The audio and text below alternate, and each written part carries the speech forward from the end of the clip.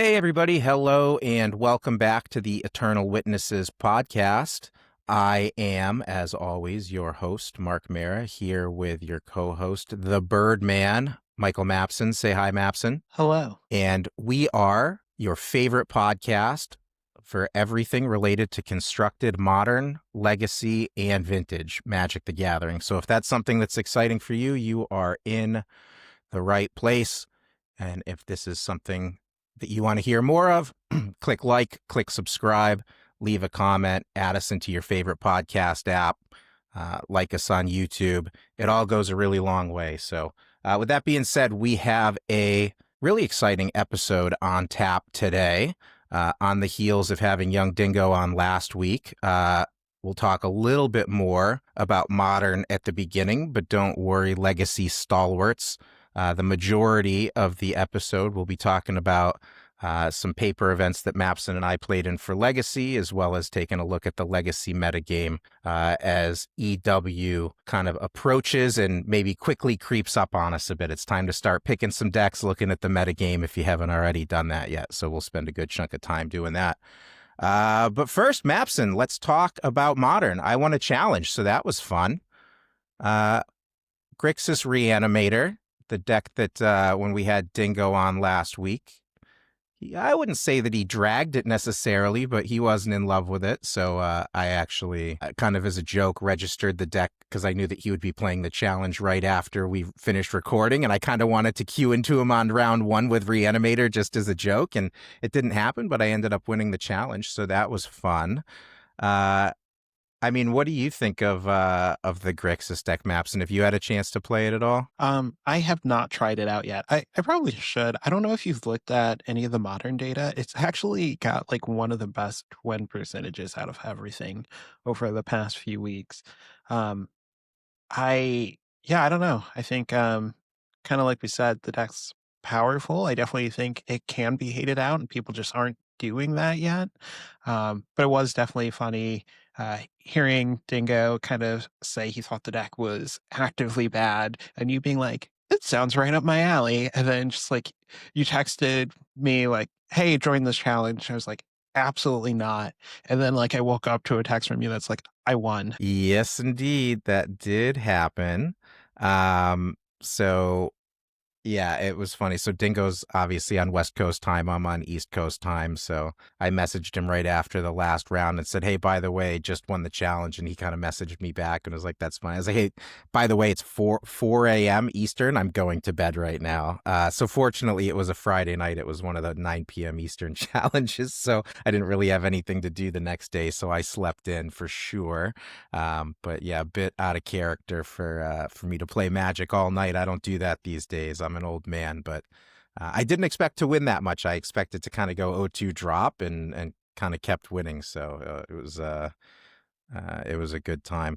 But yeah, deck felt good, man. I mean, like I could definitely see how, if people start packing a lot of Leyline of the Voids and stuff like that, it becomes a lot harder to win. Like probably one of my toughest matchups in the event was when my opponent had Leyline because I just had to rely on Psychic Frog and Emperor of Bones beats. But yeah, I got it done. 7-2 was the final record. Yeah, good for actually. I've top 8'd a few of these things and some showcase challenges and stuff as well. But this is my first actual MTGO win. So kind of funny that came from a meme-based deck selection here. Okay, so you got into the top 8 at 4-2 then? I did. Yep, I did. So I squeaked in at 4-2. I had insane breakers. I was going into the final round. I was over I think it was over 70% opponent match win. So yeah, I had pretty fantastic tiebreakers heading into the last round. Ended up losing, so I was the 7 seed. So I was actually on the draw for the whole top 8. Okay, so I mean, it's been a couple of weeks, but do you remember what your losses were? Yeah. So one of the losses was to Energy, and one of the losses was to Belcher, and I did avenge the Belcher loss in the top 8. So yeah, those were the two losses as I recall. Two of the most popular decks. So that's not not a rousing endorsement. Well, so I think like obviously, this version of the deck's only on one Spell Pierce, and actually Spell Pierce was the best card in the deck, like multiple times. Here, let me jump on over to visual view so it's maybe a little bit easier to see the deck list here. Um, but yeah, it's the spell pierce. That was a load bearing spell pierce, at multiple points throughout the challenge. And I've actually noticed a lot of the lists that people have been iterating on over the last couple of weeks as this deck has kind of maintained popularity. Is like 2 to 3 spell pierces, seem to be a bit more standard than the one. And I definitely would agree with that because it does, obviously help you play around a bit of the hate, just miscellaneous soul guide lanterns and, stuff like that floating around there that it helps you take care of. But yeah, so I think obviously combo like Storm and like Belcher certainly can be Neoform. difficult for a deck like this, but I don't think the energy matchup is bad. I played energy a couple other times and beat it pretty handily throughout the challenge. They just sometimes energy has the energy draw right with like the quick a Johnny flip with the bombardment and bang bang you're dead before you can really set up. And so yeah, like that's modern right now with energy. Sometimes the deck does that. So even though I did take a loss to two kind of popular decks during the run, like I said, I did avenge against the Belcher player, and also I don't think energy's terrible, but I mean just like really pretty much any deck in modern, like you are susceptible to the super fast energy starts without having sweepers or anything like that in a deck like this. Yeah. So let's pretend RC Vegas is tomorrow. Yep. Would you register this deck? I actually really like it. I probably would strongly consider playing something like this. One of the things that we talked about on the last episode was like, is this deck doing anything significantly better than what Goryo's is doing? And I didn't have a ton of experience with Goryo's, so I've actually played a few Goryo's leagues. I sleeved it up in paper. Didn't end up going to the Modern Weekly to play it before I left for vacation last week, but I almost did, and I wanted to get some reps with Goryo's as well, so I could kind of have some comparison. And I will say like much smoother mana base in this deck, and it's just a lot faster. Obviously Goryo's is a bit more of like kind of a, I don't know if you want to call it combo control or mid-range with a combo with the Goryo's from the graveyard, but it's definitely a bit slower, where with this deck you have lines where you can just go like turn 1 Faithless Looting, unearth, like they're probably dead on turn 3. And you just don't have like the really explosive starts like that with Goryo's. And also you get Harbingers in the sideboard here. Your mana is quite a bit better without having to fit a 4th color so that you can hard cast something like an Atraxa. And I also really liked about this deck how um, like everything comes back with Unearth and Persist for the most part, except obviously only Archon comes back with the Persist. But like very legitimate to persist in Oculus if you don't have an Unearth handy. And so anyway, like I actually, in my limited experience with both decks, really did like the Grixis deck better. I feel like it just played a lot more smoothly. The starts were a lot more explosive, which lets you race the fast starts from decks like Energy without needing to rely on a sweeper or like Ephemerating a Solitude like the Goryo's decks need to do. So I definitely would have this kind of towards the top of my list right now, just based off my experience the last couple weeks. I do really still feel like, man, there's got to be a way to like slide a Brazen Borrower or two in here. And, maybe give you a little bit of game against, Leyline of the Void, Rest in Peace, and some of the other permanent based graveyard. Dude, I saw like a Ground Seal show up in a Tron list the other day. So, like people are starting to get a bit wise to the graveyard shenanigans that seem to be taking over Modern. So I would like to try to find a way to fit in Brazen Borrower into this type of shell if I were going to be registering it, for like the RC if it were tomorrow. But I really do like this deck. I had a lot of fun playing it. I feel like Ground Seal and Tron cannot be correct. You get access to Relic, Soul Guide Lantern, Kozilek's Command. All of those seem better for that deck. But Yeah, I anyways, don't know. going back to what you said about the mana, I think one of the things with this deck is even though it plays Faithless Looting, it's really just like a blue-black deck, right? Right. Splashes one card. Um, and I think people overstate the green splash in Goryo's because it's really just like the one hedge maze, but it is at its heart a three-color deck, right? Like you're trying to cast Prismatic Ending, Ephemerate, Thoughtseize, Psychic Frog, like Faithful Mending, and Tainted Indulgence. So like you're right, the mana is definitely like kind of pulled all over the place in that deck, and it's definitely can be on the slower side. So I get the appeal to this. I haven't tried it myself yet, but I get it. Yep, yep. And I will say, in multiple Goryo's leagues, I died with an Atraxa in my hand that I could not hardcast because I had milled over my one green source with Philology Archaeologist.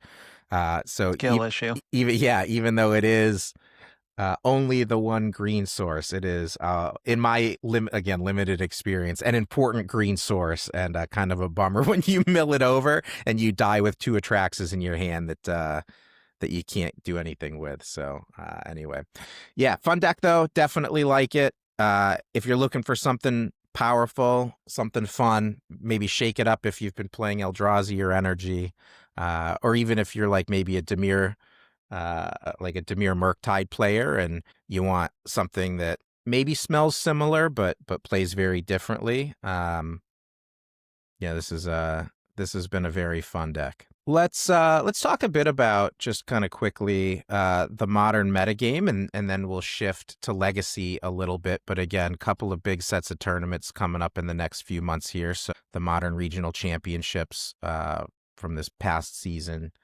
coming up for folks in the U.S. soon, and international as well, and Eternal Weekends. A lot of fun events to prep for. Well, Yeah, I let kind of hate how close yeah. the RCs are to Eternal Weekend. I know you're not planning to do Eternal Weekend or Houston, so it doesn't affect you, but it's like I want to be prepared for Eternal Weekend one weekend and then Houston the next.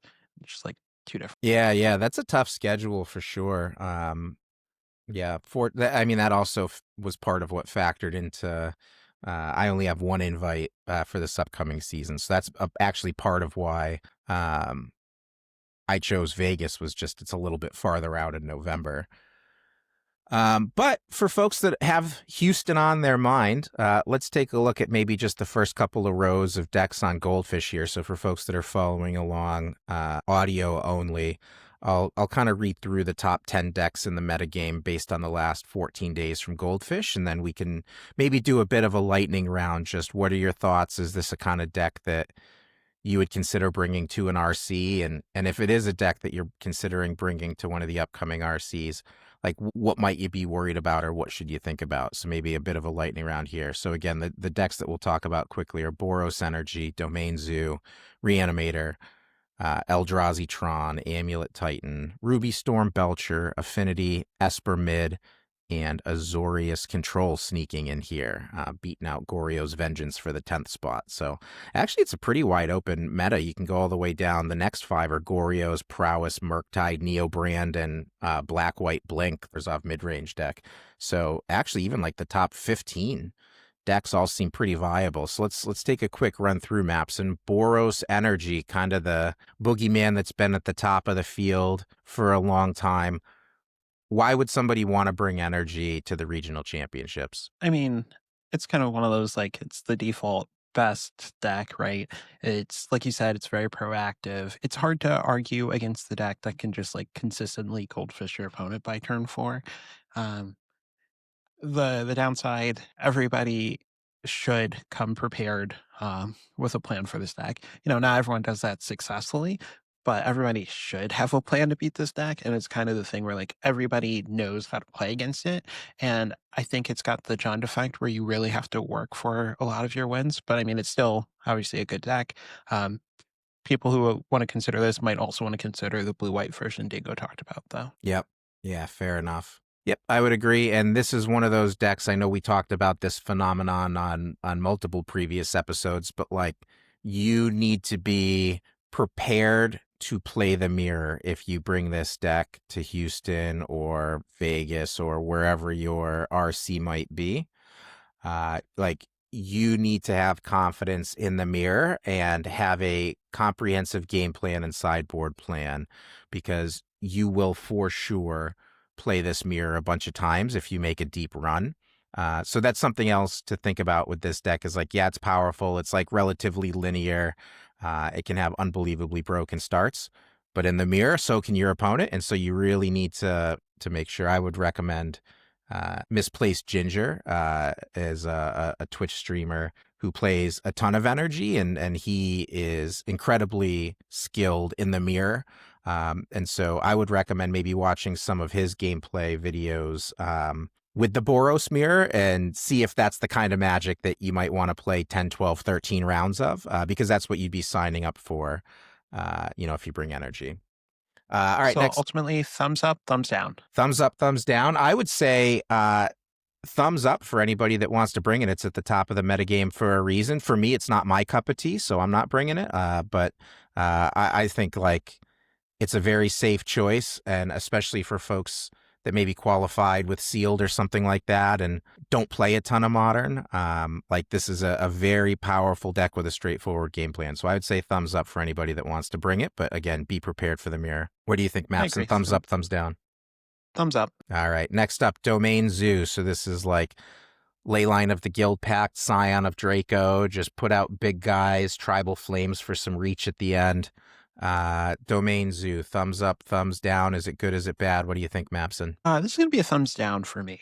I think the deck is really powerful, and sometimes you open Leyline and you have turn 2 Scion. Like you go open, like turn 1 Leyline, turn 2, maybe you like um have the dragon and it just looks like really good. Or like you have Ragavan on 1, 2, you get to bolt their thing, attack, and still play your dragon, and like you look unbeatable. But I just think you can also get a lot of disjointed hands, and I just feel like the deck just kind of like randomly loses a lot. Yeah. Also, I'll say like Celestial Purge has been a relatively popular sideboard card lately, and like that cleans up Leyline of the Guild Pact pretty handily, and the deck becomes a lot less potent when all of your creatures don't have Vigilance, Hexproof, Lifelink, First Strike, blah blah blah blah blah. So yeah, definitely a bit of a high rolly deck, I would say. So I would agree with you, Maps, and I'll do thumbs down here. I do think it has a good energy matchup because of like the big lifelink beefy creatures, and when you do have those fast starts with the Leyline of the Guild Pact, you really do eat the energy deck alive. So, I think that if your goal is to have something that has a lot of game against energy, like Zoo's probably a decent choice, but I wouldn't want to be hoping for Leyline in my opener and, dealing with the non-Leyline hands for that many rounds. So I'll thumbs down Zoo as well. Reanimator, we just talked about it a bit. I'll just say thumbs up for me. This would be towards the top of my list. What do you think, Maps? And thumbs up, thumbs down? Thumbs diagonally up. Why? I feel like it still needs to prove itself to me, which sounds silly because it's like won a bunch of challenges. Yeah.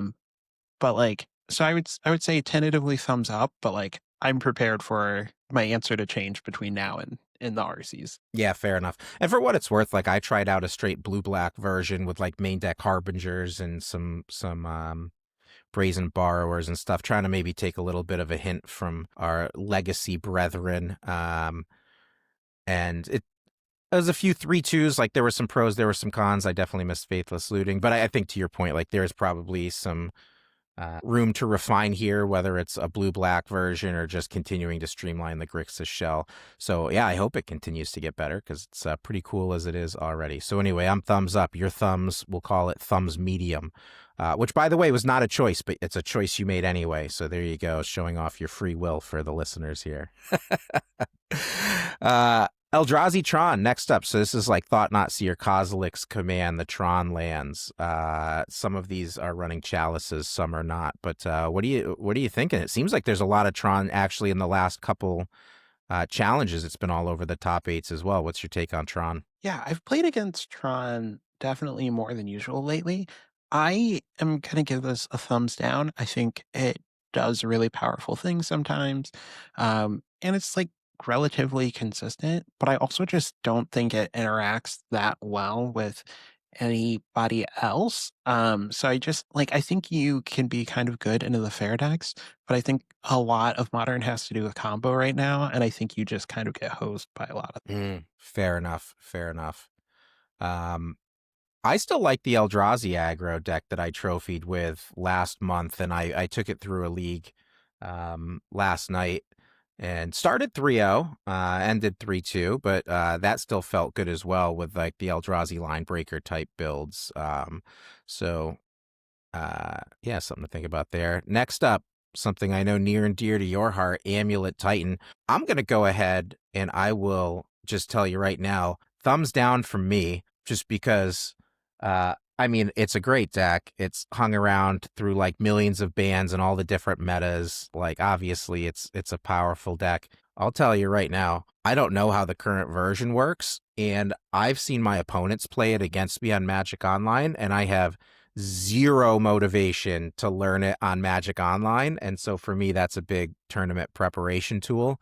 So I'll tell you right now, for that reason alone, the terrible online play experience, thumbs down from me. But I know that you are an amulet guru and are not discouraged by, little things like 800 objects on the stack at once. So where do you think Amulet is right now? No, I'm gonna echo that it's pretty miserable to play online. Every so often, I make myself do it, and every time, you are aware because all I do is complain in the group chat for Yes. 3 hours while I play that league, and then I don't touch it again. But the deck is great. Strong thumbs up for me. I think it is like so. I'm a little biased, but I do think it is the best deck to play right now. So here's a question for you. Like Rug Scapeshift has been making a little bit of a resurgence. Have you seen that deck at all? Like Dingo played it on stream the other day, and then I ran into it in my leagues over the last couple days a couple of different times. Have you seen kind of the newest versions of Rug? And I know that you were a Rug Scapeshift gamer in the past. Like, is that a real deck too for people that like that land-based strategy, or if you're playing Scapeshift, should you just be playing Amulet instead? I have seen it. I have not played it. It's very different from the Rug Scapeshift decks that I used to enjoy. It's a lot closer to the red green Valakut decks, Yeah, which granted I've also played. Um, I think it's probably bad, but I don't know for sure yet. And I'm definitely gonna try it out. But like I was watching Dingo stream it, and it just looks medium. Like definitely capable of winning games, but yeah, it doesn't look great to me. got it. All right. So for these, we got 10 left on the screen here. One sentence and a thumbs up, thumbs down. We'll do lightning round for the rest of these, and then we'll get to Legacy. Ruby Storm. Surprisingly, thumbs up. I would say thumbs up as well. It's the kind of deck I think you can catch a bunch of the format sleeping with potentially. Belcher, thumbs up, thumbs down. Easy thumbs up. I think this is the best deck after Amulet. Watch Terabad stream. Got it. I'll also say thumbs up as well, but a bunch of people have been playing the mono white Ghost Quarter deck. So if that trend keeps up, I did see it in a couple of leagues recently. That's a horrific matchup for Belcher because like 12 of their lands are strip mines. So, if that deck hangs around, which I know it pops in and out of popularity, it might switch to a thumbs down, but I'd also thumbs up Belcher as well. I will Affinity. say that deck pops up online, but I don't expect it to pop up much at like the Pro Tour or the RCs. Yeah. If you kind of like start off 1-0 or 2-0 at the RC, you're probably safe from the mono white land destruction bracket. Just got to make it out of those first couple rounds. Next up, Affinity. This is like Pinnacle Emissary, Mox Opal, like Turbo Kappa Cannoneer strategies. I know we'll talk a bit more about this shell in general when we get to the Legacy portion, but what do you think about the modern version of the deck? You get to play almost all the same cards you play in the Legacy version. Thumbs up. Fair enough. I will thumbs up as well for the same reason. Esper Midrange. Not for me, but I will give it a thumbs up. It's pretty strong. I think it's kind of tricky to play though. Yeah, I would say thumbs down on this deck. I think the deck is good, but I don't know. Like I would rather, if I'm bringing like a mid-rangey deck to an RC, I would rather bring energy personally. They definitely do different things and have different matchups, but for me, I would rather bring the energy deck. Wait, I should clarify. Is this like, are we talking about like the black white blinky version? Or are we talking about like Demir splash white? So this Esper mid-range. I'm thumbs up on Blink and thumbs down on Demir. Oh, you are? Okay. So this is actually, I was thinking this was Demir, but clicking on the list, this is more of like the blue-black control with a splash of white for like pending in some Oh, sideboard cards. it looks like they're mixed together. Yeah. Looks like they might be Uh, mixed. All right. So which one? You were thumbs up on which one? Blink? yeah, I'm thumbs up on the Blink version. I'm Okay. like thumbs down on the version that's just like really Demir. Yeah. I'm thumbs down on both of them. Azorius control. Thumbs down. Be proactive. Yeah. Thumbs down. I agree. Gorios. Mixed feelings. Thumbs slightly up. I know it just won a challenge, but I'm thumbs down on Gorios. Prowess also just won a challenge, actually, kind of out of nowhere. It's fallen off a bit, but yeah, Prowess, thumbs up, thumbs down. Thumbs up. Same reasons we said about energy. Yeah, I would actually thumbs down Prowess because of energy. I know it's like kind of close to a 50-50 matchup, but you know, when the biggest deck in the room has just like a bunch of incidental life gain and Flage is a challenge for Prowess, not a deck I want to play, so I would say thumbs down to Prowess. Demir I just Murktide. think it's like one of those things where it's so aggressive. If you don't play much of the format, like it's not hard to just pick it up and goldfish people. That's true. Yeah, if you don't play a ton of Modern and you like aggro strategies, like Prowess definitely is an in-your-face aggro strategy. All right, Demir Murktide. Thumbs down again. Sadly, I'm with you. I love Counterspell, but I think it's irresponsible to register it in Modern right now. Neo Brand just won the Showcase Challenge, if I'm not mistaken.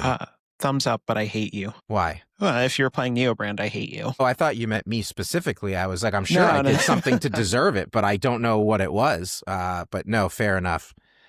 You know what? I have a lot of respect for, like, I mean, just bringing a pure glass cannon to a gigantic event. I think if this is your cup of tea, I would thumbs up on Neo Brand here. And it obviously just did well in the Showcase Challenge, so it can do well in a field of really good players. And It's finally, really not a glass cannon anymore. well, sure. I mean, it still kind of is, just a little. Maybe it's a plexiglass cannon. Okay, and the last one, Orzhov midrange, black white blink, essentially. Thumbs up, but play the blue cards. Yeah, I think I would thumbs down. I thumbs down the Esper version. I think the Esper version is the better version. So if you've got to play one of the two, play the one with the blue splash. Okay, well that is a wrap on the Modern segment, and so let's transition to Legacy, Mapson. And so, as we were mentioning just a bit ago, right around the corner from these Modern RCs is also North American Eternal Weekend, and the rest of the world's Eternal Weekends are really not that far apart as well. And so what we wanted to do, first of all, was Maps and I played in a local Legacy paper event. So we'll talk about how that went. We'll talk about Maps and played some new cards. We'll talk about how that was. But then also we'll do a similar look at the metagame for Legacy like we just did. And also wanted to let you guys know we have some really exciting Legacy guests lined up for September. So we have Max Gilmore, who won the Vintage Championship at Eternal Weekend North America last year. So he is the defending Vintage North American champion. And we have Kelvin Wallace as well, who will be joining us on another episode in September. And so Kelvin won Legacy Eternal Weekend in North America last year. So he is the defending Legacy North American champion. So we actually have both North American defending champions from EW last year that will be joining us in the month of September to talk about things like how they approach deck selection, what they think of the metagame, etc. So if you are interested in hearing about how literally the best in North America prep for the event and their thoughts on the metagame and stuff like that, tune in and keep an eye out for those couple of episodes that'll be coming out in September. But here, still in August, Mapson, let's talk about Let's talk about where we're at right now with the current metagame. And so, first of all, you and I played it on the Draw in Pottstown a couple weekends ago. They have a monthly Legacy proxy friendly event, Pottstown, Pennsylvania, that is. And I know you alluded to the fact that you liked this blue red affinity deck in Modern because you get to play a lot of the same cards that you get to play in the legacy version, and you did play the legacy version. Let me just get this out of the way now. I did horrible. I think I either went 0-2 drop or 1-2 drop it and went home. So I did not do very well in the event. I registered the Mardu Energy deck that had been popping up just because it looked fun, and irresponsible of me to register a mid-range deck that doesn't play Force of Will. So not a mistake that I'll be making again. I didn't particularly enjoy that deck, so we won't talk very much about my event. But Mapson, how'd you do? So first, I want to say I've historically won a lot with a mid-range deck without Force of Will. Just throwing it out there, can be done. Yeah, the days of Merit Lage have come and gone, my friend. I know you'll disagree with me on that, but fair point. Merit Lage will never die.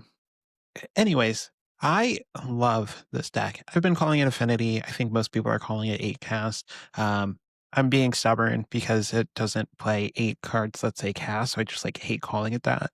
Just like I hate calling it 12 post when it doesn't play 12 post lands. Although actually right now, does it? No, it still plays 10. Anyways, I'm getting off topic. Yeah, I really like this deck. I talked about it on the last, well, sorry, not the last, second to last Legacy Small Talk episode. I recorded a Legacy video on our YouTube channel with it. But yeah, this deck is just like so fun. And I think it's really powerful. It can have some amount of consistency issues, but any hand where you get to open up with like turn 1 Pinnacle Emissary into 2 or 3 zero drops is just so strong. Had multiple turn 1 and turn 2 Kappa Cannoneers, and then resolving a Kappa Cannoneer when you already have a Pinnacle Emissary out, like actually out, not warp, is also sick because every artifact you play, the Kappa gets 2 counters. Memory's a great value engine. Chalice has been big. Chalice has been so interesting because there's games that just like wins on the spot, and then there's other games where you sack a Lotus Petal to cast it, and then they prismatic ending it, and you feel really dumb. But I've been really happy with this deck. I actually won that event in Pottstown. I trying to remember what I played against. I know round 1 I played against like the mono white initiative deck. My opponent led with pre-game Chancellor of the Annex, and I still cast a turn 1 Kappa Cannoneer through it. Wow. So that was pretty good. So did you end up throwing like a chalice away to get rid of the Chancellor trigger, or were you able to just play through it? Okay. Yeah, I was like, oh, okay, well, I don't need this. So that was really good. I remember I beat Mark. I lost to Bant Riddler, like the Bant Beans deck, which I also think is good. I've played some with that. I thought it was pretty fun. And I beat Lands and like something else. And then in the top 4, I got a rematch against the Bant Beans player, and then I beat Lands in the finals. But yeah, it was fun. I think the deck's really good. I'm still trying to figure out what's right. Like, are you supposed to play Chalice? Are you just supposed to play more blue cards? Like some people are playing Memory Guardian. I've seen lists that have Metallic Rebuke in the main deck, which is of interest to me, and that's actually what I'm doing in the modern version. My last league was with that. Even though I've said I don't want to do this, I kind of want to try a version that's playing cameos. I want to try with Cameo, maybe a couple copies of Flame of Venor, and then you can play Mox Amber, possibly over Urza's Bauble, possibly over Lotus Petal. So then you have a bit more permanent mana sources, and the Cameo might help with a little bit of staying power. I'm not sure. The downside to that is it's still just a card that's super susceptible to Wrath of the Skies, which has been the biggest of beatings for me. I've won some games through a resolved Wrath Disguise, but it's been very brutal. Lavinia has also been a nightmare. Mm-hmm. Null Rod has been annoying. Though I think I've actually won most games that involved Null Rod, but I've been very upset while I've done it. And Yeah. Chalice on Zero has also been a big problem. Yeah, yeah. Null Rod is annoying, but less so in like the 4 Kappa Cannoneer deck because you can still improvise through Null Rod. So, yeah, at least you've got 4 Kappas there, so you're not cold to Null Rod. Yeah, and Memory Guardian helps with that too if you play that. And you can Sure. cast Thought Monitor through it. But yeah, it's much better when you can just use all your permanents. Yeah, yeah. So for folks that are not watching on YouTube that are audio only, basically the threat package here is 4 Emrys, 4 Pinnacle Emissaries, 4 Kappa Cannoneers, 3 Thought Monitors, and then 4 Urza Sagas. And then, of course, you've got a Lava Spur Boots, along with a bunch of other, zeros and ones that you can potentially get with the Urza Sagas. Lava Spur Boots plus Kappa is, a quick hit. Lava Spur Boots plus constructs from the Urza saga, also like very large and fast damage. So yeah, really what you're looking to do with this deck is, play an early Pinnacle Emissary, play a bunch of zeros, make a bunch of dudes, improvise a fast Kappa Cannoneer, and just start turning stuff sideways. So this is a kind of deck that I really like playing as well. I like artifact based strategies. I haven't played this one too much, but it's funny that you mentioned Pinnacle Emissary, like the tokens kind of going nuts with Kappa in play. It reminds me of Psy, right? It's like very similar if you played the old 8 cast decks when Kappa first came out a couple of years back. They were playing Psy Master Thopterist, which has a very similar effect where when you play stuff, it makes 1/1. I think it's Thopters. They make 1/1 flying Thopters. And so like that also would like trigger the Kappa and make it go nuts. So not necessarily a new concept, but I think certainly a more powerful package in which to do it. Um, so, like, what does a good turn 1 look like here, Maps? And like, are you throwing back hands that can't make a turn 1 or 2 Kappa, or like, are you okay with like a turn 1 Emery hand that maybe doesn't exactly have a big threat to follow up, but like, how well does it play like the grindy Emery game? Like, what are you looking for when you're looking at your opening 7? Yeah, that's fair. I'm keeping almost any hand that can turn 1 Emery. I think Emery is really good, and I think that's just kind of a general rule of thumb for any Emery deck, modern, legacy, whatever. If you can play turn 1 Emery, and you untap with it, Emery will just fix the other issues with the hand. If it's like 5 lands Mox Opal, or like 5 lands Mox Opal Emery, like maybe not that, but like as long as you have almost anything else, I'm keeping it. Any hand that can cast a Thought Cast by turn 2, I'm generally keeping. Any hand that can have a Kappa by 1 or 2.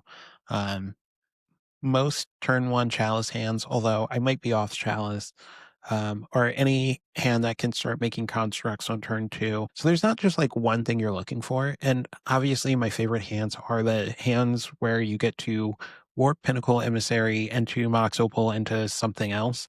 Those are the best hands. But as long as you have something that looks like a plan, it's generally good enough. The hands that you can't keep are just like Mox Opal, Petal, like Lava Spur Boots, like, and some lands where like you're not going anywhere. Right, that makes sense. I have to ask, what on earth is the Surge node in the sideboard for? Yeah, so I think the search node is bad, but the reason Okay. it's in there is if you play against another Chalice deck and they Chalice on 0 you, or if you play against a Felia deck and they blink your Chalice. So it's really just to deal with Chalice, essentially.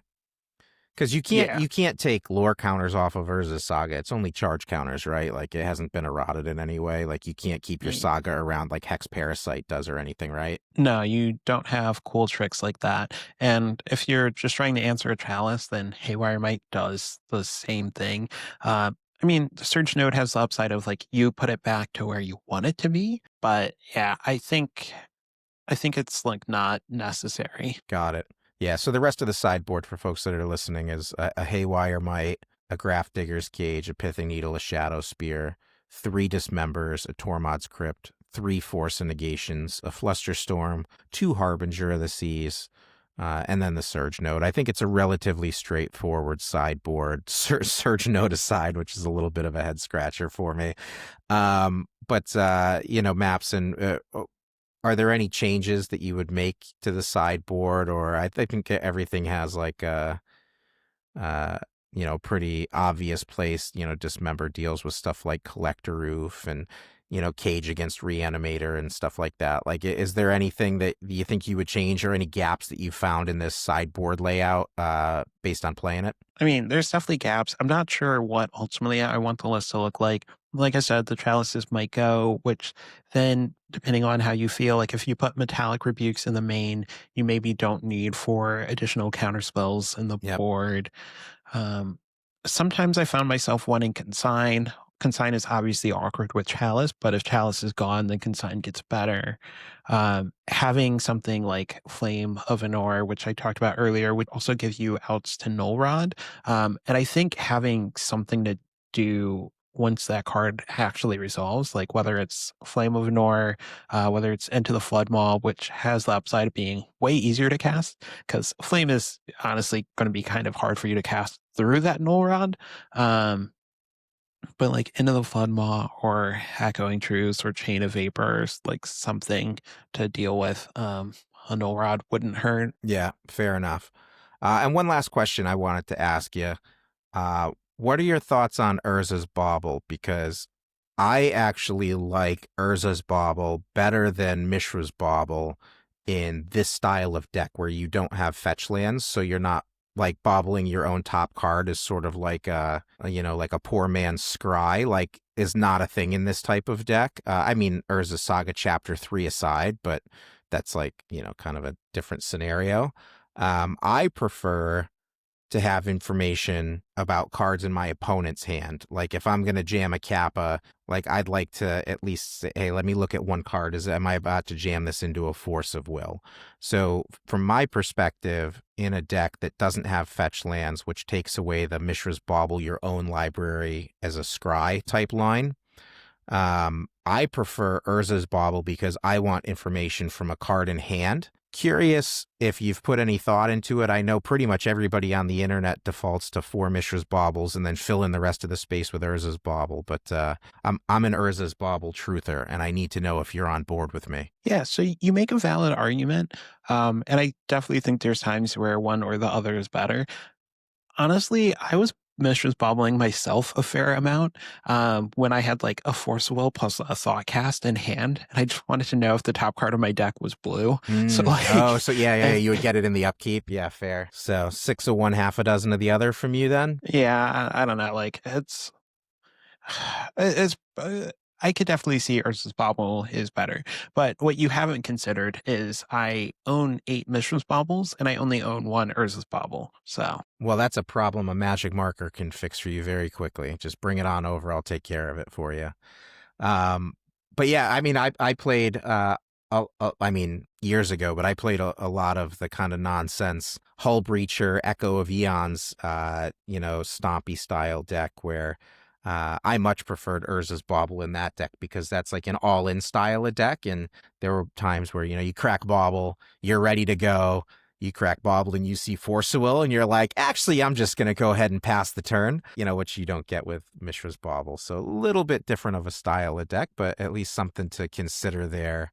If you're building your deck and you've got more than 4 slots for Baubles, is how many of them should be Urza's Bauble? How many should be Mishra's Bauble? I think it's a no-brainer if you've got fetch lands, but if you don't, and you're the kind of deck that would benefit more greatly from information about a card in your opponent's hand, take a look at Urza's Bauble. I don't think it gets enough love.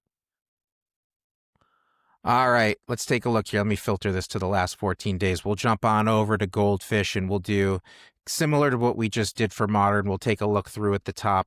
We'll call it 10 or so decks in the Legacy metagame over the past couple of weeks as sorted by MTG Goldfish. And again, for folks following along on the podcast, the top 10 based on meta share from Goldfish would be, surprise, surprise, Dimir Reanimator at 16.5%.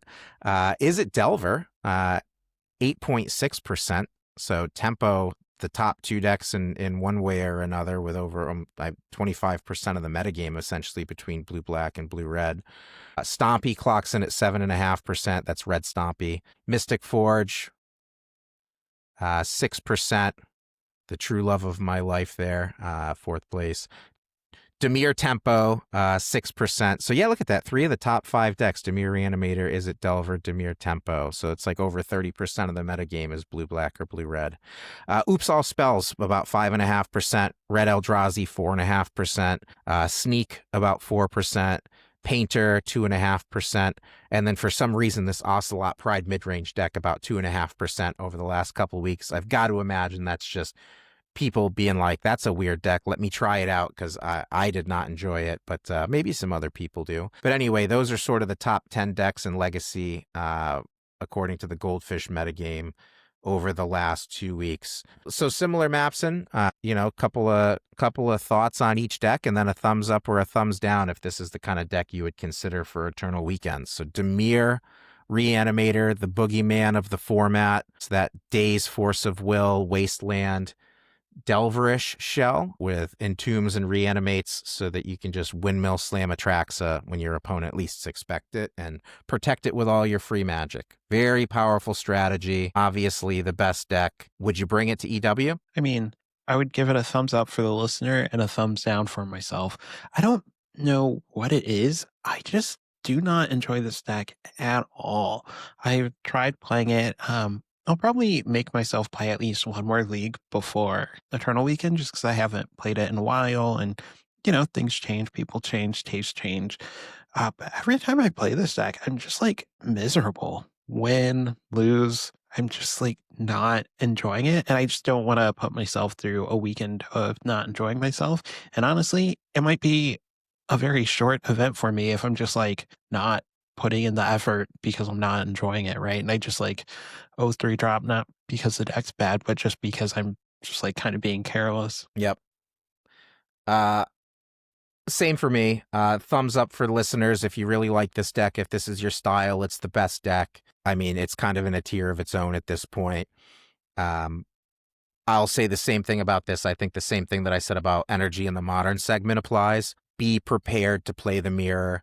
And I would also expect that some number of Dimir Reanimator players will probably have some pre-sideboard cards, as in some graveyard hate in one form or another in the main deck. You do see that at events like Eternal Weekend, where people will expect to play a bunch of Dimir mirrors, and may have some tech cards in the main deck so that they are favored in game one. So be prepared to both face that and also consider that you may want to do something like that with your 75 if you choose to register Reanimator. But I'm with you, Maps, and thumbs up for the listener if it's your kind of deck, if you love it. It's really freaking good. Sleeve it up, but be ready for the mirror, because you will very likely be playing a lot of them. Is It Delver, blue-red? This deck has kind of that blue-red Murktide, Dragon's Rage Channeler, tempo style shell, and it's been playing Corey Steelcutter as well as just a repeatable value engine threat. Thumbs up, thumbs down on Steelcutter Delver? So, one, don't play Delver. Just play your Steelcutters and your Channelers and your Murktide regions. I feel like lists for this deck have been all over the place recently. Like, I just saw people playing with True Name Nemesis. I've seen people playing with Stifle. I've seen people playing with Predict. I've seen just like a lot of random things. I've seen people playing with Delver, without Delver. I think the strategy is good. I think Corey Steelcutter is good in these decks, but I'm going to give a thumbs up if your list is good. And I think there's a lot of bad lists. And so thumbs down to playing a list that has Stifle or True Name or just like not good cards in it. The only bad cards you can play in this deck are Mishra's and Ursa's Bobble. Yeah, fair enough. I'm going to thumbs down Delver. I mean, just play the Reanimator deck if you're going to play this. Like if you are a Daze, Wasteland, Force of Will gamer, play the Reanimator deck. It's broken. I mean, don't outsmart yourself here. I know that they do different things, and the blue-red truthers are probably going to have some comments on how their deck is different than the blue-black deck, and it certainly is, but like, I mean, if you're gonna play that 4 stays wasteland package, just play the blue black deck, is my opinion. So Uh, like I disagree because my thing is not everyone is able to like navigate the hate against Reanimator post board, right? Like, and I understand obviously the deck can do that, but like I think it's a challenge sometimes to figure out how you're supposed to do that. So just sidestepping it and playing something different is, I think, reasonable.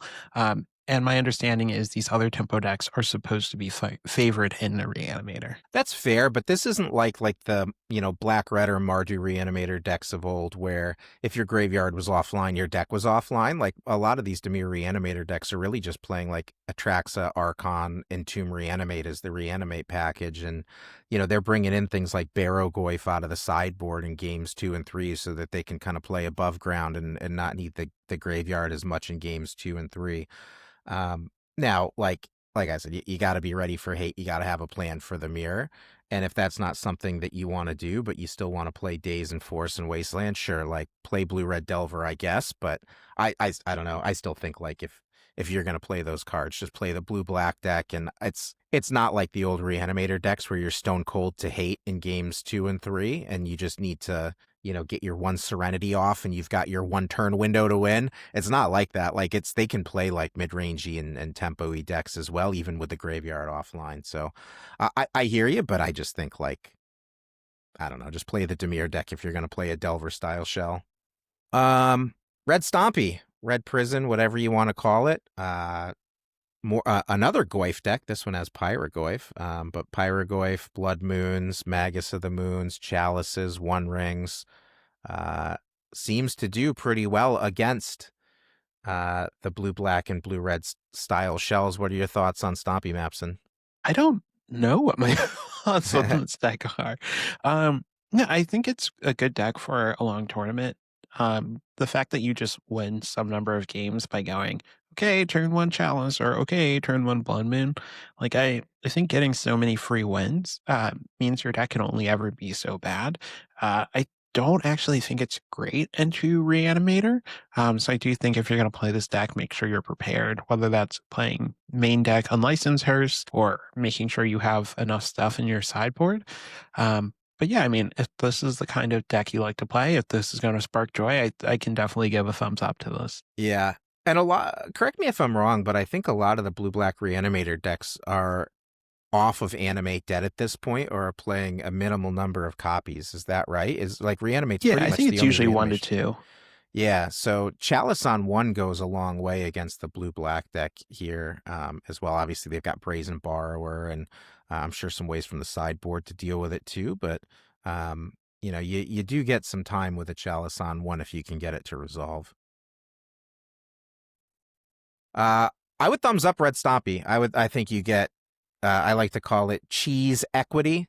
Where like you said, you win some number of games just because your opponent can't beat a turn one Blood Moon style effect. You get to play One Ring, you get to play Pyrogoyf, you get to play a lot of just really powerful cards with mana acceleration ahead of curve.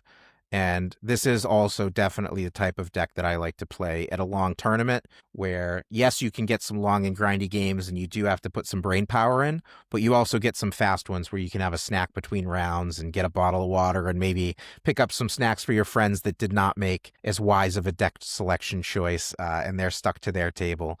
So anyway, Red Stompy, thumbs up, both because I think the deck is pretty decent and also I think it's like the type of deck I personally like to play in larger events like EW.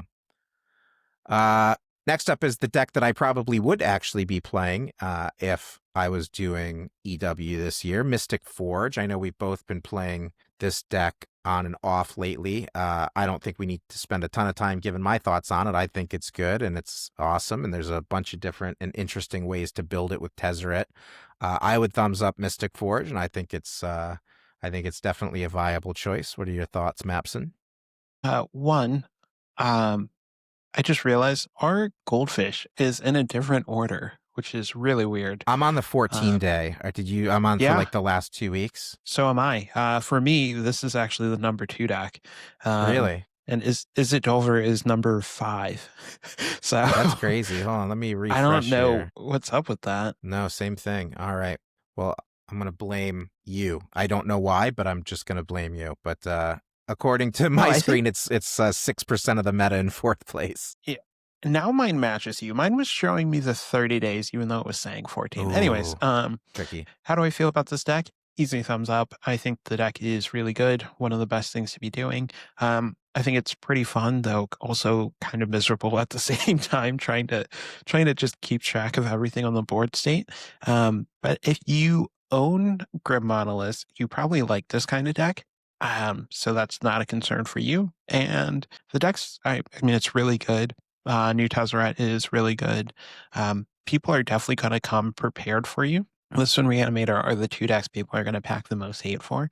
So definitely, be ready to beat Null Rod, be ready to beat Collector Oof. Like, know what your plan is for these things.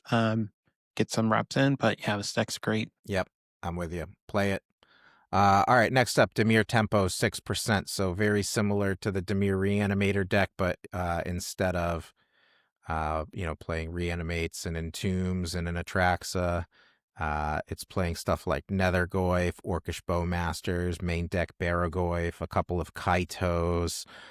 So it's I would say closer to the blue-red Is It Delver deck than it is maybe to the Reanimator deck, but it's got, essentially a mismatch of the tempo pieces of those two decks. So it's Nethergoyf's Bowmasters, Borrowers, Barragoyf's, Tamiyo's, Kaitos, and then, your Brainstorms, your Ponders, your Force of Wills, your Thought Seizes, all that kind of stuff. I don't know why you would play this deck, honestly. I don't know why you would play this over Reanimator. I don't know why you would play this over Blue-Red. Like your Nethergoyfs still are small under a Leyline of the Void. Um, I don't know. This to me feels like a worse version of the Reanimator deck that is like still a bit soft, not cold to Graveyard Hate, but still soft to it because of the Nethergoyfs and the Barrogoyfs. That's mine. Thumbs down. What do you think, Mapson? I'm going to give a thumbs up. Um, You're just not seeing eye to eye on No, tempo decks. that's okay. To me, this is a lot like what the blue-black Reanimator decks look like post-board.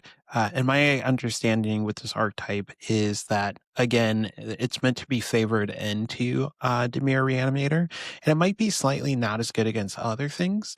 But if you're somebody like me who just doesn't enjoy the Reanimator gameplay, this might be more fun for you, and I think is still really good. The other endorsement for this deck is if you ask a lot of people who the best legacy player in the world is right now, they're going to say Brian Koval. And I'm not saying that just because he's like somebody I know, but like he is really good. He's really consistent, keeps winning all the time. And lately, this has been his weapon of choice. And I will say, if he's playing it, it's not an accident, right? Like he has put time and effort into figuring out what he believes to be good. And he is somebody who has played the Reanimator version. So he's not just doing it because it's what he prefers. Like he genuinely believes it is a great choice right now. And that is honestly enough for me to at least consider it. Yeah, that's interesting. He is obviously a very good player, but at the flip side, he is usually, if not the very best, one of the very best players in the room. And so, can the average person expect to pick up this deck and replicate his results with it? I don't know. I would much rather have the line of like bringing back a fast Atraxa and looking at my top 10. But certainly when somebody like Brian makes that deck selection, like, there's obviously some thought behind it for sure. Okay, lightning round. Let's take a look at the next set here. So one or two sentences, thumbs up, thumbs down. Oops, all spells. I think this deck's really good, but I also don't think you'll have a good time if you bring it. Thumbs down. Yeah, thumbs down for oops. I don't like these glass cannon decks in really long tournaments, especially because people will be ready for it on Eternal Weekend.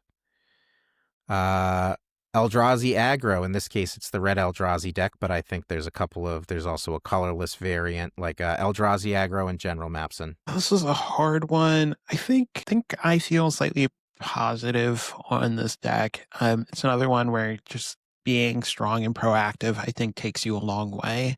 I wouldn't recommend it, but if somebody told me they were playing it, it's kind of like, that's fine. I love Eldrazi Linebreaker. I just want the world to know I love Eldrazi Linebreaker. I'm looking right into the camera on YouTube. I love it. So great, great card. I played a lot of Eldrazi actually before. Which Modern Horizons did Murktide Regent come out? And that was MH1, right? That was the very first one. Um, Um, or was it was it MH2? Whenever it was, I was playing a heck of a lot two? of MH2. Okay. So I was playing a lot of Eldrazi aggro, like the old Eldrazi Mimic Reality Smasher, Eye of Ugin, like legacy aggro deck. And Murktide Regent essentially killed that deck because Reality Smasher was your top end. And it was so easy to just make a 6/6 Murktide Regent, and then your 5/5 Reality Smasher looks stupid. Um, so, I stopped playing the deck. I put the deck down. Um, Murktide has almost entirely disappeared from the format, plus the spread of threats with Linebreaker, and there's also Wastegate Battle Mages to bounce those big blockers now. That was not a card that existed until the most recent Modern Horizons set. So anyway, I know this is supposed to be the lightning round. I'll get to it. I think thumbs up on Eldrazi. It's gotten a lot of great tools, and I think one of its biggest natural predators has sort of disappeared from the format. Uh, Sneak and Show. And I think we could probably lump Omni Show in here as well, even though they're different decks. Omni is not necessarily on here, but kind of similar. Sneak and Show, and we'll lump Omni in here as well, because I know that tends to be popular in paper. I'm gonna give this a thumbs down. I think, I mean, the deck's like, obviously it's doing something very powerful. But I feel like I've seen the overall power level of Legacy come up to a point where it kind of matches this, and like just putting an Atraxa into play or putting an Emrakul into play is often not good enough. Like I've won games where it's like, okay, I'm just gonna sack 6 permanents and then kill you on my turn anyways. Or people are just like outvaluing this Atraxa because it didn't come down until turn 5, versus like in Reanimator when it comes down on turn 2. So if you're not JPA, I wouldn't recommend this deck. Yeah. I'm also thumbs down on Sneak and Show and on Omni. As a Mystic Forge player, I can't tell you the number of games that I've won after they resolve Show and Tell, and I'll just put a One Ring into play, and they're passing the turn. I'll draw a card on their turn. I'll draw 2 cards on my turn. If I have keys, I'm drawing even more. I'm with you. I don't think it's at the power level right now. And also, not for nothing, the best deck in the format is playing Thoughtseize and Reanimate. So it's a bit of a liability to have those fatties in your hand as well, because they could be very quickly, I mean, not the Emrakul, but, Atraxa, Grizzlebrand, whatever you play as your other reanimation target. There's a very real possibility that ends up on the opposite side of the battlefield staring you down. So I'm thumbs down on both Sneak and on Omni. I will say, if somebody is playing that deck, God, I'm blanking the name of that card. Mistrise Village just looked insane to me. Yep, that's a good call out. Painter, in this case, blue-red. I've also seen some versions of Painter that are still mono-red, some that are like a bit of a cross with like Mystic Forge style Painter. So Painter archetypes in general, thumbs up, thumbs down. Painter, I love Painter. I am probably going to give it a thumbs down. I think you are subject to a lot of the hate that the Mystic Forge deck is getting, and I don't think you are strong enough to make up. I like Painter. I'm going to thumbs up Painter. Obviously, there's a bunch of different variants here. I don't know what the best one is or what the right one is. I think there are a couple different glaring Fleshraker decks out there between Mystic Forge and the Eldrazi deck. Pro tip for folks playing in paper, Painter's Servant makes it so that spells and creatures are no longer colorless, so they're not going to trigger on the glaring Fleshraker, so you don't get pinged from entering the battlefield. They're not making spawns. So I think there's some incidental main deck hate there against the Fleshraker decks. Plus, Painter is just a fun deck, so I think thumbs up from me on Painter. And then the 10th, according to Goldfish on Metashare, Ocelot Pride Midrange, Mardu Energy, whatever you want to call it. It's essentially a bit of a port of the modern energy deck, except of course it gets access to things like Wasteland. I played this deck in that paper event that you won. I thought it was awful. Thumbs down for me. You do get to play Amped Raptor, which was funny. Banned in Modern, available in Legacy. I honestly don't think good enough for Legacy. This deck's a thumbs down for me. Mapson, what do you think? Yeah, you kept talking trash about it and I kept playing against it. So I was curious because I was like, no, surely not this number of people would still be playing it if the deck was as bad as Mark says. And it's like won some challenges and stuff. I played it, I regretted it like immediately. Easy thumbs down. Yeah.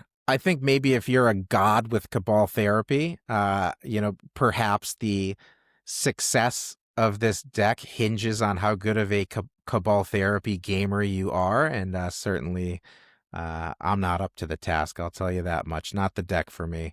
All right. We just talked about 10 decks. We're right at about an hour, Maps. And however, I am noticing there is a glaring omission in the top 10 decks of this There's multiple. metagame.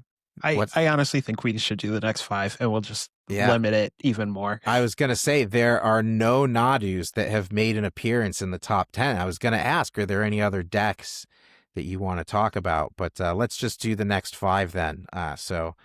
Lands is the next one, then Death and Taxes, then Breakfast, Teamer Delver, and then Stifle Knot are the last five according to Metashare on Goldfish. So let's go. Lands. I know you've been playing Lands recently. You've been thinking about Lands. I'm thumbs down on Lands. What are you thinking? Thumbs up. I think you have the tools to beat Reanimator. I think you have the tools to beat Mystic Forge. You're a lot more proactive of a deck than you used to be. The Sprouts list is very good. Somehow I've been losing to Tempo, which is like not what you're supposed to lose to, and I've been beating everything else.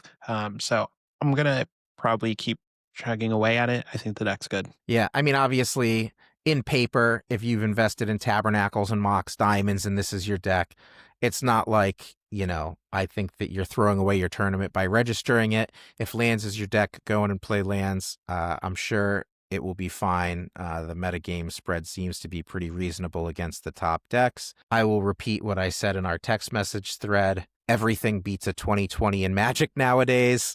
There's main deck Brazen Borrowers, there's Prismatic Ending, there's Solitudes and Swords to Plowshares, there's Wastescape Battle Mages. It just feels like there's a ton of ways to beat a 2020. They're literally just gaining one life from Guide of Souls from that stupid Mardu Energy deck, and now you can take a hit and live at one and crack back. It's just not for me. A 2020 is not what it used to be. I'm thumbs down on Lands, but I would say don't feel bad if you are a through and through Lands gamer and that's your deck for the event. For me, not a deck I'm registering. Next up, D&T. On Goldfish, it has it as black-white. There's also the black-red version that's got Goblin Bombardiers. Death and Taxes, thumbs up, thumbs down. I'm going to give it a thumbs up. Shout out to Adam Osborne Moses, who just won the Legacy Mox qualifier with this deck. I know he's been playing it for a couple weeks now.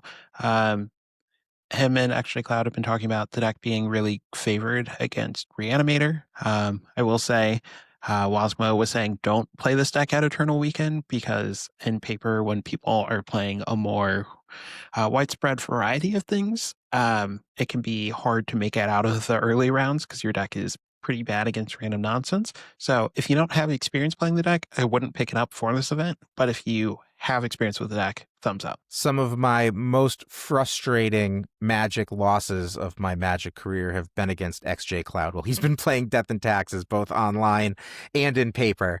With that bias, I will say thumbs down for me on Death and Taxes for actually the reason that you said is I think it's a pretty wide field. It's a lot of rounds. D&T is at its best when I think it can target the top few decks, but the top decks are pretty wide. There's some combo. There's a couple different tempo decks. There's Graveyard. There's non-Graveyard. Not for me, not my style of deck, although there are people who are masters of this deck that can probably make a lot of the field look silly. And I will also say, like, if you're the kind of person that likes a deck that has a lot of play to it, a lot of different decision trees and, a lot of different paths that you can go down with your card choices and play patterns. There is absolutely a lot of play to D&T, so if that's something that you like and something that you enjoy, maybe a deck for you. But for me, I'm a thumbs down on D&T. Somehow, what is this? The 13th deck? We reach the first Nadu deck and the only Nadu deck in the top 15. And it's not the one you like. It's Cephalid Breakfast. It's not even your second favorite. It's your third favorite Nadu deck, but highest in the metagame share according to Goldfish. So this is, uh, if you don't know the Cephalid Breakfast deck, it is Cephalid Illusionist, and then either Nomads, Encore, or Shuko mills your whole deck, and then you can reanimate a Thassa's Oracle to win. Guess what? Shuko and Nomads and Core also just happen to combo with Nadu Winged Wisdom to just like give you tremendous card advantage. And so the current versions of Breakfast essentially smash those two things together. It's a 4-color deck. It's essentially an Esper deck with a light green splash to support the bird. Thoughts on Breakfast, Mapson? I know it's not your number one or even really your number 2 favorite Nadu deck, but it seems to be the one that's got the most meta share right now. What are your thoughts? I'm going to give a blanket thumbs up to all 3 Nadu decks. Well, there's 4, but the 3 that people will think about, going to thumbs up all of them. I actually played a league with this deck, earlier this week. To me, it's way less satisfying than the Green Sun Zenith builds, but it is very strong. It's very good at presenting a quick combo, and then if it gets interacted with, presenting another one. Again, for me, it's not the most fun. I don't like playing with like some of the weaker cards like Narcomoeba in my deck. And I don't love having the graveyard reliance, but it's just a good deck. All 3 of them are good decks. I think if you show up with Nadu in your deck, you are doing something correct. Yeah. And I mean, any deck that has a turn 2 kill with Force of Will backup like Breakfast can potentially have, you've got to give it respect and credit. And actually, this is the kind of deck that I do like playing at events like this because you do have that fast combo kill, so you're able to race other combo decks if you need to. You also have some control elements like Force of Will available to both protect your own combo and to be a speed bump to your opponent. And if your graveyard happens to be offline because of Leyline of the Void or Surgical Extraction or, whatever else kind of screwed up your Thassa's Oracle plan,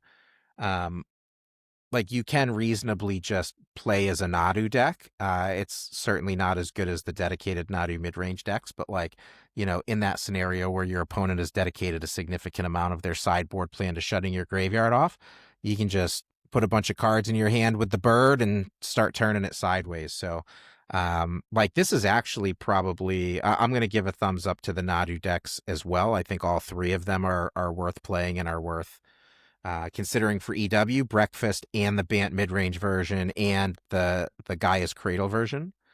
But I actually really do like Breakfast. I think Breakfast is really good, and this is certainly up my alley and the kind of deck that I would choose for both a long event and also an event with a wide field. Next one, Teamer Delver. I mean, dude, I'll say the same thing I said about Izzet Delver and Dimir Tempo. Why are you playing this instead of Reanimator? Just play the blue-black deck. I'm assuming you're probably going to have similar comments as to what you said about the other Delver decks. I think this version's worse than playing Izzet, so I'll thumbs down. Yep, I'm with you.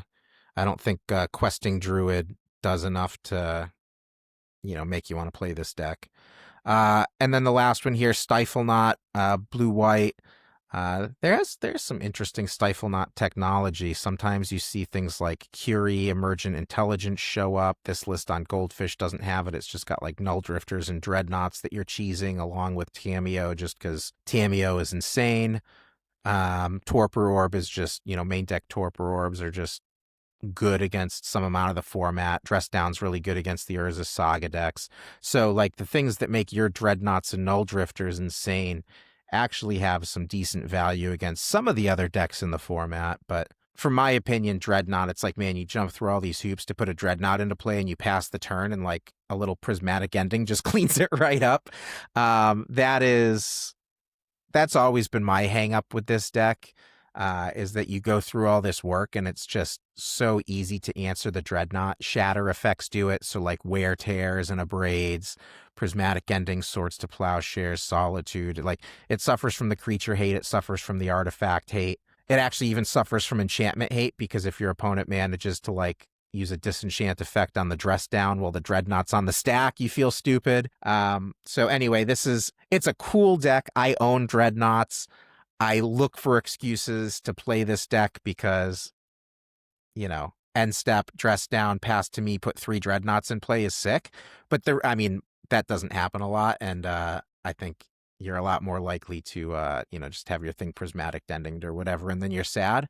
So I'm a thumbs down. Mapson, where are you at on Stifle Knot? Yeah, so shout out to Harain, who has done a lot of the work for this deck. But no, it's some thumbs down for me. I agree with everything you said. Yeah, I want to like it. I want Phyrexian Dreadnought to be good. It's a classic. I mean, I remember opening these from packs when it first came out, when they were worth nothing. And so, there's also a nostalgia factor for me. I want to like it. I feel like it's close, though, man. I don't know. I feel like we're like 1 or 2. Like, if we get another Dreadnought-esque creature, I feel like we're kind of close to this thing actually being viable. But yeah, right now, that's a no from me. It's funny because Everin actually cut down to 3 dreadnoughts, and you're saying like you want more. Oh, yeah.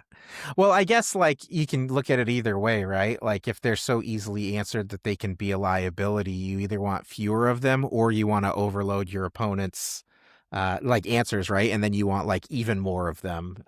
So yeah, but I think tough spot right now, for the deck with, where removal's at and what the format's doing, I think. All right. Well, that brings us to the end of the episode here. Mapson, are you playing in any tournaments coming up soon before we wrap up? I know some of our listeners like to know what we've got coming up and where we'll be playing in the next couple of weeks. So what do you have on the docket for Magic play coming up? I think just standard RCQs. I don't think. Or actually, I think is the showcase challenge before our next episode. Is that on the 7th? Let me go to trustymtgoupdate.com here and look. So there's a modern super qualifier on Monday the 1st. So that will be before we record our next episode. And unfortunately, oh wait, that's Labor Day. I could actually play that. And I believe that is it. And then Saturday the 6th, there's the limited mock showcase open. And Sunday the 7th, there's a limited mock showcase open. So yeah, the next big tournament is Monday the 1st, a modern super Q. So I'll probably play that. And other than that, no. Yep. I'm doing a limited RCQ in Central PA somewhere. I don't remember, on Saturday. And then I'll be playing the Modern Super Qualifier on the 1st as well. So that'll be it for me as well. Well, everybody, thank you for hanging out with us. As always, we appreciate you listening. It really does mean a lot. If you held off on hitting that like button or the subscribe button or adding us to your favorite podcast app, do not worry. Time is not lost. You can still do it. Do it now. It does mean a lot. It's been fantastic to see you guys give us feedback and send us comments and, leave comments on the videos and on the podcasts, or even just like messaging us on Discord. Fantastic to know that you guys have been enjoying what we're doing here. And it's a little thing, but it really does help support us when you click that like or subscribe button. So we appreciate it. And like I said earlier, tune in if you enjoy the legacy content, and we'll have some vintage content as well. We have Max, we have Kelvin, the reigning EW North American champions for legacy and vintage, on tap for September. So tune in. It's going to be awesome. There will literally not be a better way to prep for EW or your money back guaranteed. That's a wrap, everybody. Thanks for hanging out. We'll see you next time. Bye, Mapson. Bye.